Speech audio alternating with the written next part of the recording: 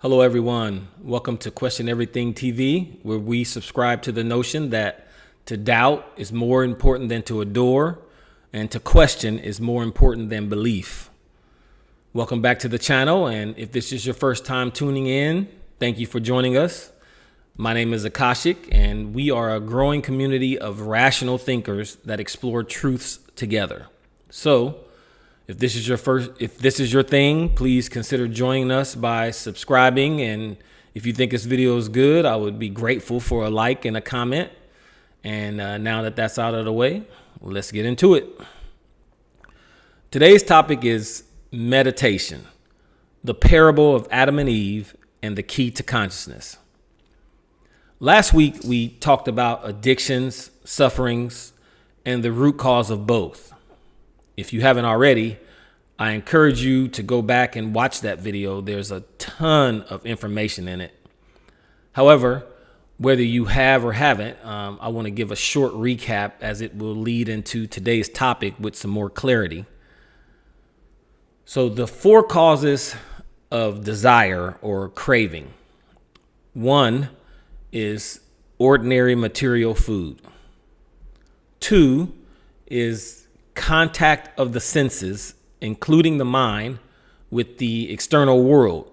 This includes drugs, alcohol, sex, phone, social media, TV, etc. Third is the lack of consciousness. Fourth is mental choice or will. The will is the condition that always wants more. It's striving to move forward through good and bad actions. It wants to accumulate money, cars, clothes, etc. That's what the will is. These four are the beginning of suffering and is located in the concept of mental formations. What you must understand is that the roots of suffering are caused by identifying with something, whether that something is inside or outside of you. And if those identifications are outside of you, whether it's things or people or person, the key is that behind those things, the root is desire. Desire is the root of all suffering and emotions. Overcome desire, and all that's left is pure divinity. Overcome desire, and you will find that what's always been there, the truth. So what is truth? How do we get to truth? What is meditation? What is this thing called the way? In Chinese cultures, it's said Buddhas can only show the path. If you follow the path, you'll reach truth. The problem is, all the enlightened masters, Buddha, Krishna, Lao Tzu, Plato, Jesus, they've all been pointing to the way or Tao, but instead of looking at where they're pointing, most have been focusing on the fingers and not the path. In other words, people focus more on the teacher instead of the teachings. So what exactly does Tao mean? Tao means the way, but not as in a destination, but rather in reference to the way things truly are, stripped of all delusions and illusions, the noun, the true reality of the noun, the present in presence. The path or Tao, the way to enlightenment, is the ability to let time and space go. The mind is in time, existing in the past and the future. The body is space. It's the micro of the cosmos, and meditation is the present. In meditation, you may be able to develop the ability to step out of your mind, time, and leave your body, space. Only in this way can you be one with presence. Then you may ask, Akashic, when I sit with my eyes closed and my thoughts run and run, and I get this all the time from people. My answer is thoughts cannot be stopped directly, because thoughts are nothing but servants of desire. When desire is there, You cannot stop thoughts. The master is there. The servants will follow. Analyze your thoughts. You will find that the thoughts are only the servants of desire. The master is hidden. Kill the servants and nothing happens because desire is still there. Kill the master and the servants will disappear. Cut the head off the serpent and the body ceases. So you can read all the books, have all the knowledge, but nothing in the universe is equal to clarity and awareness. And the only way to get both is through a quietness in the mind. When the chatter you create ceases, the infinite presence can increase. The universe can begin to flow and the oneness of the infinite can begin. It said in the Bible, "Be still and know that I am God." So remember, enlightenment is not for possession. Enlightenment is for letting go.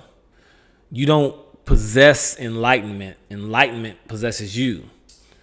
To become enlightened, one has to drop all your prejudice, all your dogmas, all your programmings. How could you even know truth if you've already decided what it is? If you're functioning in the conclusion, you'll never arrive at truth. Finding enlightenment is not a searching or a seeking process. It's a discovering process. And the discovery is that you are and have always been enlightened. Searching for enlightenment is like misplacing your glasses. You tear up the house looking all around. Where have you lost my glasses? Where are my glasses? Only to discover that they've been on your nose the whole time. That's enlightenment. It's been with you the whole time. The irony of it all is that you can only find yourself through yourself. To truly look in the mirror inside yourself is to look at one's ugliness. The problem is we're so ugly on the inside that rather facing and accepting the fact of our ugliness, we would rather destroy the mirror and live in a dream. Helen Keller once said, "The only thing that's worse than blindness is to have eyes with no vision." And she couldn't have said it any better. It's past time for us to wake up. Once you understand you and only you are the cause of the experience of your reality, you stop asking, "Why did this happen to me?" And you start asking, "Why did I choose it?" Remember, total responsibility is total freedom. So how do we get to this total consciousness? I want to explain the parable of Adam and Eve. I know most people read the Bible as it's a literal history book. However, it's actually a holy text. And within it is hidden parables about consciousness and awareness. So I want to break down this parable in as simple of a form as I can so that you can have clarity. Okay, so the parable of Adam and Eve. When God, the one source, wanted to experience itself, it split into two energies, positive, negative, yin, yang, male, female, Adam, Eve. This is God making us in its own image. These two energies were pure consciousness. They were innocent, living in perfect communion in the Garden of Eden with Source. However, being for the first time lacking something in itself because the two energies were split from the whole, the adversary, aka serpent, aka desire, was born. So the serpent tempted Eve to eat from the tree of knowledge of good and evil. And when the pure consciousness Eve ate, the mind was born. It contained the ego, who housed the enemy, the carnal mind, aka desire. And then the negative polarity Eve gave to the positive polarity Adam. And once it ate, duality was created and a desire to the opposites was formed. Through this action, the two pure energies of consciousness, Adam and Eve, fell from a high vibration state of spirit to a low vibration state to the material realm, where the illusion of ego and mind has put consciousness in a deep sleep state that even until this day we have yet to waking up from. We're still asleep. Adam and Eve were expelled from paradise. They left consciousness and they became mind, knowing good and evil. They lost consciousness. And every manifestation of form from them to us is now paying the price of that original sin, unawareness. So the whole journey of humanity is the journey back from mind to consciousness. So this is the hidden key to meditation. The more you are the mind, the less you are consciousness. To awaken, or to be, as Jesus says, born again, is the act of becoming no mind, to become pure consciousness again. This is what Jesus meant when he says, you must be like little children to enter the kingdom of heaven, to enter the kingdom of heaven. You must drop all your knowledge and become consciousness again. This is the hidden meaning of the story of Adam and Eve. Mind is consciousness with content. Meditation is consciousness with no content.